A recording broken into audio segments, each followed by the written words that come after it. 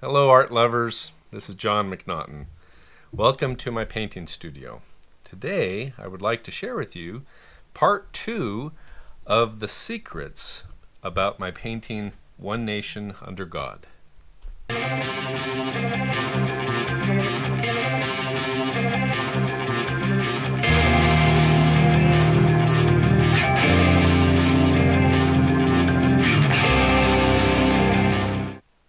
So today I want to talk about some more details regarding my painting One Nation Under God. And I left off about ready to talk about this emblem that is on his golden robe.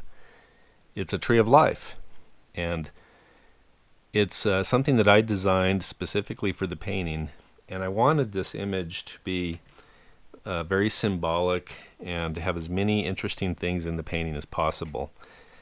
And I felt like the tree of life was a beautiful messianic symbol to represent Jesus Christ. And in it, I have there's symbols within symbols. So, for example, there's 3 parts to the trunk: the Father, the Son, and the Holy Ghost. And then you have the tree, which is similar to the menorah in that you have the 7 different candlesticks, but in this case, they're branches. And there's 12 fruit on the tree for the 12 tribes of Israel, and also the roots, 12 different roots. So for me, this has many symbols representing God and his love to the house of Israel and to all those who are willing to, as it says in the scripture, blessed is the nation whose God is the Lord. So for me, that's pretty powerful. So I'd like to talk about this portion of the painting here, some of the figures. The first one is James Madison.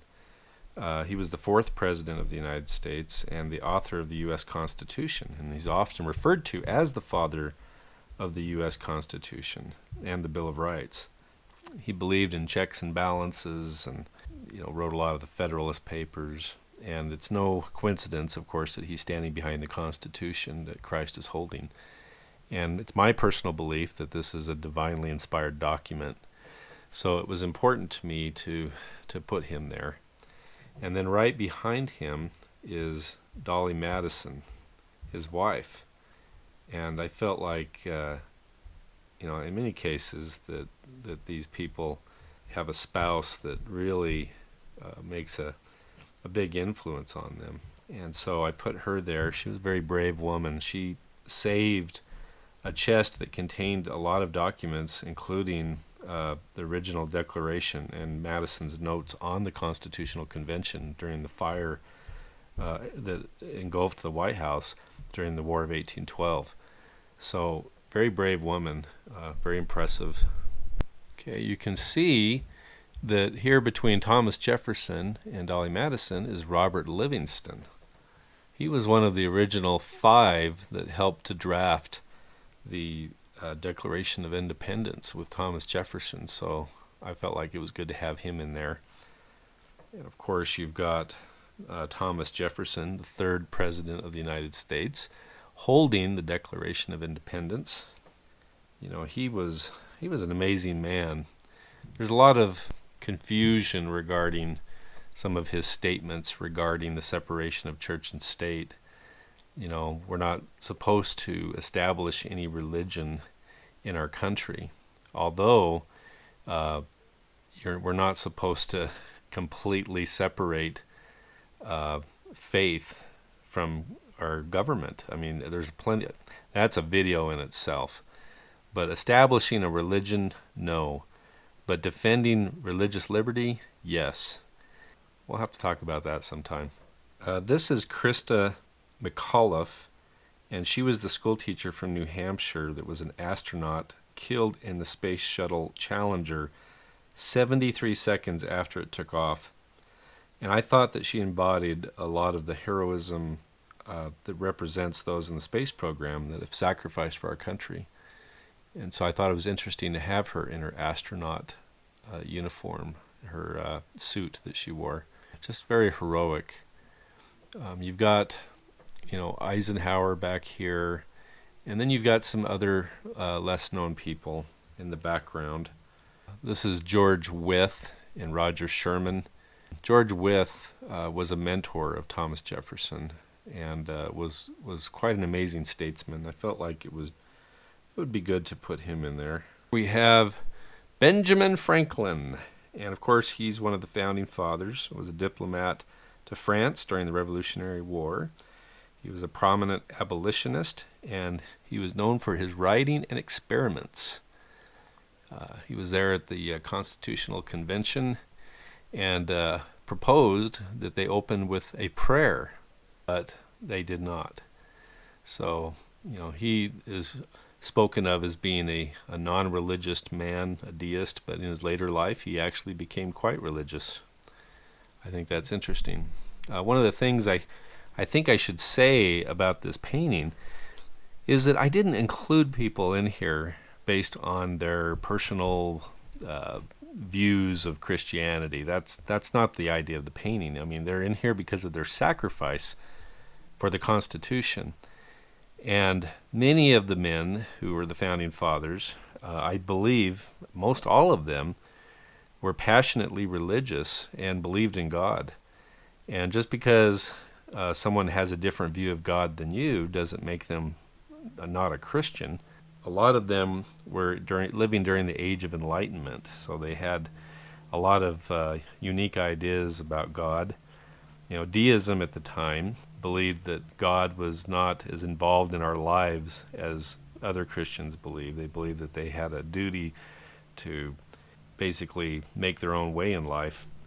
But nobody doubted that God was the creator. It wasn't until later that deism, and with the rise of Darwinism and those kind of views, that the view of the earth being created some other way became an adopted viewpoint of deism. Back then, everybody believed in God, pretty much. So I don't buy into that, even though that's a common thing that's taught in schools today. Here you have Susan B. Anthony. You have a black Union soldier, Davy Crockett, Frederick Douglass. This is Clara Barton from the American Red Cross. You've got Ulysses S. Grant, Union war general from the Civil War. You've got all these different soldiers from different wars here. And they're not any person specific, but they represent these wars. World War II, the Korean War, World War I, the Doughboys. You've got a Union soldier back here. More Americans died in the Civil War than any other war, about 600,000, including of course, Confederate soldiers. So the Civil War soldier has his hands over his face because of the grief that America felt from the loss of so many soldiers during the Civil War. And I decided to focus on the Union soldiers, Ulysses S. Grant, simply because, it was the side that won the war. It was such a tragic thing. It's interesting, the only person I used myself as a model in this entire painting was this figure who's covering his face. That's me. Behind the Union soldier is Thomas Paine, who had a big part in rousing up the Americans to want to defend themselves from the British and to declare their independence. He was not a Christian, but often the Lord uses people for his purposes, and I felt it was important to put him in there. Here you have John Hancock. So this is Sequoyah. He was the first American Indian to put their native language into a written form. And later in 1905, the Indian Nation in current Oklahoma had what they called the Sequoyah Convention that was named after him. And they created a constitution similar to the U.S. Constitution to try for statehood. So a very admirable Native American, and I thought it was appropriate to put him in there. Here you have Harriet Tubman, of course. Harriet Tubman was an abolitionist and a Union spy during the Civil War, and she made over 13 missions to rescue over 70 slaves in the Underground Railroad. A very devout Christian woman. Recently I did a painting called The Underground Railroad, where I included her in that picture. So she's very inspiring. You have a Continental Army Revolutionary soldier here, and then World War I, World War II, and the Korean War. And I really wanted to bring out the expression in the face. This is my brother, the same one I use as the Forgotten Man. And I just love the pain he shows in his face. It's wonderful. It was really a challenge to get these costumes. I had to do a lot of research. I went to the Army Navy store and bought some actual uniform, Army type clothing that they wore, and was able to piece that together.